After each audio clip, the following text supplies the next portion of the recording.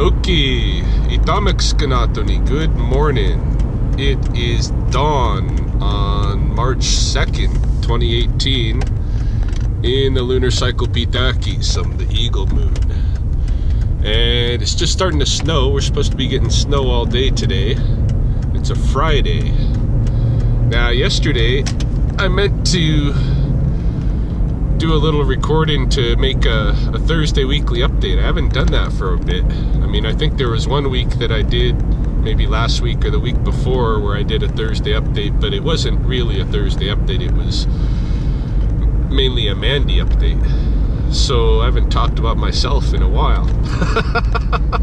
Not that there's a lot to talk about, which is pretty much why I haven't been doing them, but I thought, I better do one this week. So having missed that opportunity yesterday, I'm going to bring my camera around with me today and record the stuff that's going on with the life of Rye that is outside of what you're seeing on the YouTube channel so far. And I guess we can start with the continued small mammal work. I think I posted a brave little skunk video a few days ago. This morning I've just picked up a third skunk from that same residence. She's in the back seat right now, wrapped up in the box. I'm going to release at this moment. But yeah, this one's stinky. Hey, the other two didn't stink bomb me, but this one did. So my Jeep and my person aren't smelling too good right now, unless you like the smell of, you know, burning tires or whatever. Yeah, I've been doing skunks and raccoons almost every day for the past at least 3 or 4 days. This is the third skunk from this one house, and this is the same house that I pulled 3 skunks out of in either late December or right at the beginning of the new year. So the skunks really like using that house. I don't think it's the same group of skunks, the same family, but I don't know. I'm looking for one with a cropped tail, because that would tell me. The first one that I released back in December or whatever was more an adult skunk and had a cropped tail, and the ones that I've released this week have been both 2 very young skunks, you know, last summer's brood for sure. So I haven't seen the crop tail mama. I'm looking for her.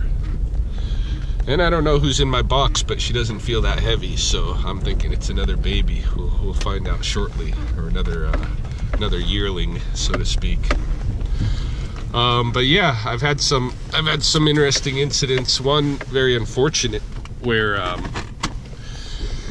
there was a raccoon, and it must have been in, like, I got the call at 9 o'clock in the morning, and I checked on that trap the previous afternoon, so I know it was, you know, I just rebaited it and stuff, and I knew there was a good chance overnight that we were going to get a raccoon in there, and I told them so. You know, I told them usually only takes 24, 48 hours. But this is a residence where there's a family of raccoons living in the chimney, and they've been trying for a couple of weeks. I've had a trap set up out there, and they've had no action. And that's been, I think, because we had such cold spell, you know. It was, we were in the deep freeze, and then just this week, things have thawed out, and this is why all the animals are coming out. So anyway, I rebaited that trap, and 9 o'clock in the morning I got the call that they had looked out the window. There is a raccoon in the trap, and there's a lot of blood, so something's wrong. So I zoomed over there, and sure enough, it was a pretty bloody scene. I recorded it, but I'm very hesitant to put it out there in the public, you know, to let them see what that scene, because it was pretty gruesome. There was a lot of blood. The animal had tried to dig itself out of the trap, you know, to such extent that it had cracked between its fingernails and its fingers, so there was blood, you know, seeping out along its fingernails for its both of its front paws. So I took that animal, and like there's nothing I could do for it. It needs blood stop, and it'll use mud if it can find mud as a natural blood stop. I know this, so I just released it to go, so it could go find its own medicine. But yeah, it was unfortunate, and it reminded me that I really need to stay on top of my clients and, let them know that this is really serious, having an animal in a trap if it's there. Say that raccoon got caught early in the evening, an hour after dark, and it was there till 9 o'clock the next morning. We're talking 14 or 15 hours in that little box. And as far as the raccoon knows, it has no idea what's going on. All it knows is that it's trapped. It can't get out of this little box. And that's life or death for that thing. So it's not surprising that it would try to dig out like that. I had one other raccoon do that. I think much earlier in the winter. I had one other raccoon kind of hurt its fingers, but not to the extent of this one.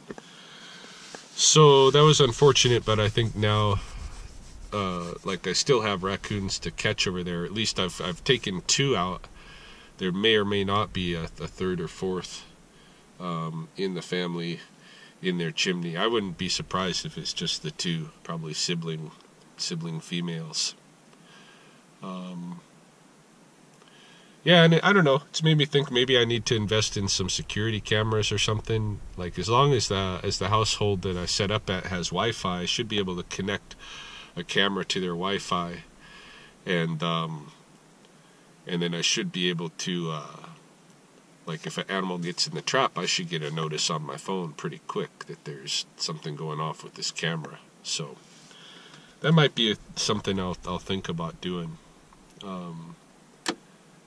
But right now I don't have any money to invest. So anyway, let's go release this skunk and see if it's a big one with a cropped tail or if it's just another baby.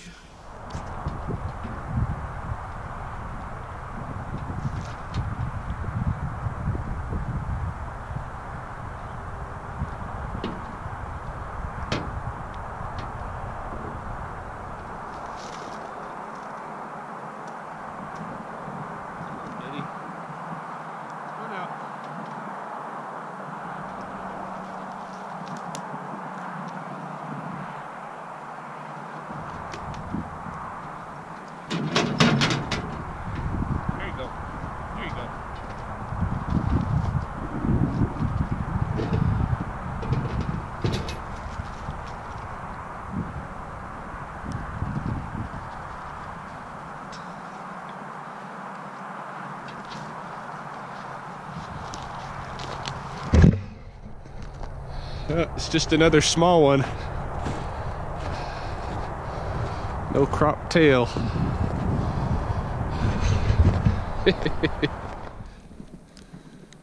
So what else is going on in the life of Rye other than small mammal relocations? Well, not really a whole lot of anything exciting, which is kind of why I haven't been posting any Thursday updates. I think, for the most part, everything that is exciting to me I've been putting out on YouTube. Let's see. Well, I've been continuing with my research work for Lethbridge College, and that's coming along well. The project ends in May. Right now I've finished writing in the final minutes, actually, of the final day for the deadline. I finished writing our proposal and submitted it, and if everything's a go, and it kind of sounds like it might be, so far everything sounds good. I got an update on it just the other day, I think Wednesday. If everything's a go, middle of next week or so, we should know it's okay, and we can proceed with the next stage, which is really the big research stage. The month of March is just going to be dedicated to student survey and a couple of focus groups. The student survey is the big deal. Like I've worked hard with the team to develop a survey that's going to tell us a whole lot about the demographic that might be struggling in their first year at the college of Indigenous students, and then it's going to tell us a lot more about the expectations that some of these students have around their relationships with their instructors and advisors, because one of the things that keeps turning up thus far this winter in the research is that the students have and the community, actually, the students and their home communities, and I'm talking mainly like the Blood and Beak Gunny Reserve, have an expectation of the relationship that's not being met. And I wonder why that is. You know, when I think about it, even though there wasn't any formal process for lining up students with a close mentor or anything like that when I was in high school, you know, university, grad, what I found is that I always somehow naturally attracted a teacher, like a real teacher. You know, in each of those environments, those learning environments, I did bond, you know, really closely with a mentor. And it just happened. But what if you're a student, you know, in a school where, you know, you're kind of, I don't know, I don't want to go down the racial road, but, you know, what if it's harder for Indigenous students in Lethbridge to find mentors in a learning environment where all the instructors are from another culture? Because right now there are no really Indigenous instructors at Lethbridge College. That's something right there that, in terms of their indigenization, that we might have to look at. But yeah, I'm getting ahead of myself talking about things that I haven't settled my mind on yet, and I shouldn't at this point. Let the research carry out and see where it goes. But yeah, that's a big part of what I do all week long, is work on that project. What else is going on? I've increased my physical training, especially the last week or so, but the last couple of weeks it's just been building. Got in a couple of runs, a couple of sessions of jiu-jitsu with the boys, got in a training set of jiu-jitsu with Belle as well. Belle wants to get back into it, and it should be very easy because she's with me Monday through Friday and with her mom on the weekend, so she could easily be like every day when we come home from school, we could be like, all right, let's get on the mat for 40 minutes or an hour before we do anything else, you know. I don't know. I know she really enjoys it, so I'd like to give her more of that. And she's also been asking about the piano too, so I should make some efforts to set aside time for her to work with the piano, and that's something that we could actually learn together, because I don't know really how to play the piano either. I've been training myself on a Beethoven sonnet for a couple of years now, and I'm still haven't learned the whole thing, because I only go so far, and then I got attention deficit or whatever, and I got to go do something else, and then I don't train it for a month or two, and then come back to it and have to do some relearning, that kind of thing. Maybe I need more more focus and discipline in my life. I don't know. Gearing up for the snake season. It's going to be upon us fairly soon. The owls here are already sitting on eggs, as I showed in a recent video. So everything's going to turn here before too long. And I got to get myself ready for that shift. You know, it's kind of neat. I'll be just wrapping up my work with the college right at the time that my wildlife work with the snakes in the summer season comes into play. So yeah, I've somehow managed to time things just perfectly. And I don't know how I did that, but I got to look at doing that for the future too. Put the book work in the winter and the outdoor work in the summer. That makes sense. What else? Belle turned 10 years old yesterday. You know, it's funny. I was thinking about this just today.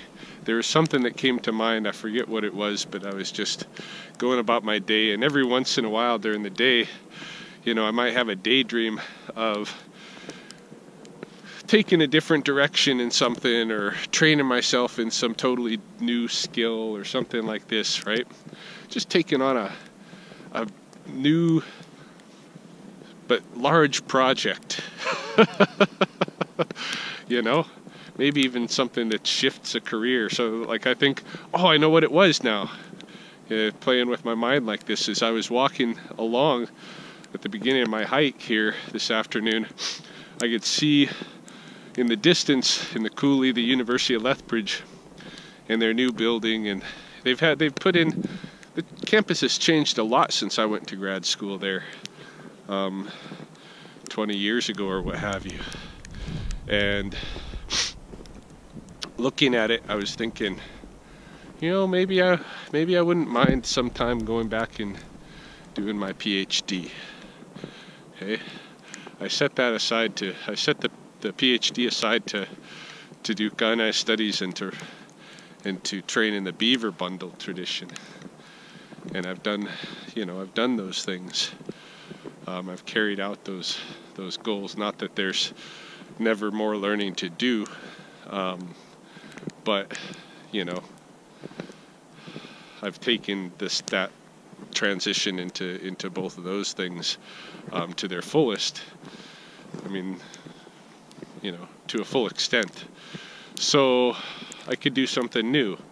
And looking over there, I was thinking, I could go do my PhD, and then, you know, I have to back up in my mind. And it's unfortunate, really, because I see that my mind is kind of trapped in this thinking where I say, yeah, but how much time do I got left? You know, how much time do I got left to really take up a PhD study, you know, and shift careers? Like, say, what if I wanted to do something in biology or ecology and then work, you know, year round in that field?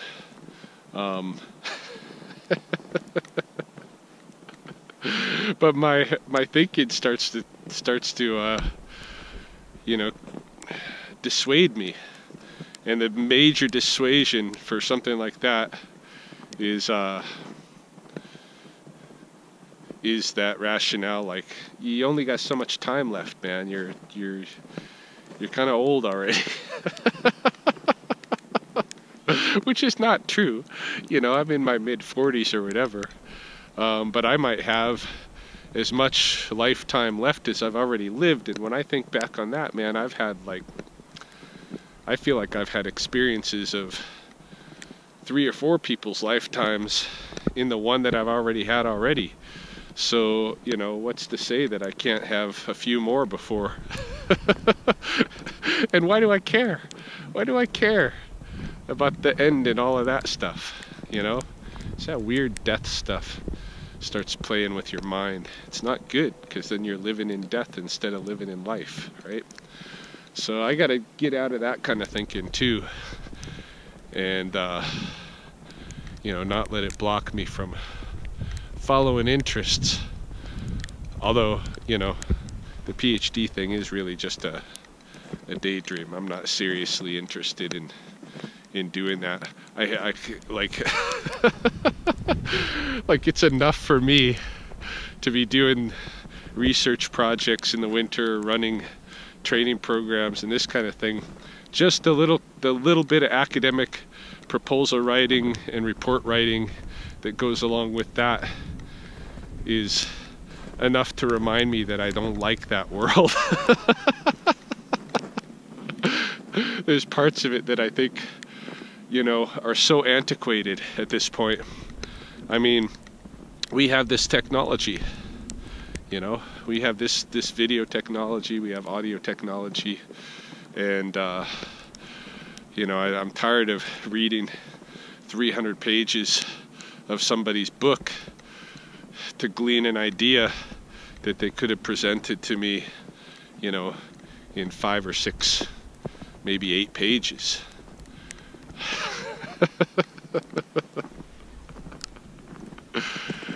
I just like being outside. That's what I really enjoy. And to the extent that I can do that and make my way in the world, just be able to be outside and enjoy being outside a little bit every day, then I'm happy. Babbling. So yeah, that's the news with me, I think. Anything else? I don't know. If I think of something on the way home, I'll add it on. Of course, one of the really big news items this week has been Mandy eating again. On Monday, I bought her a juvenile, or a fuzzy mouse, and she ate that. And then yesterday, Thursday morning, I found that I had caught a little juvenile house mouse. Popped her in here yesterday morning, and that mouse is still hanging out. There she is, right there. Really a small little mouse. Probably hasn't had her eyes open for very long. But for one reason or another, Mandy has not been interested in a second meal yet. So we'll see what happens there. I'm going to probably have to take the mouse out if she doesn't make some moves soon. It's been more than 24 hours. Right now, that mouse is just in a stage where it's not really any threat to her, but yeah, I'm hoping she'll eat him. We'll see.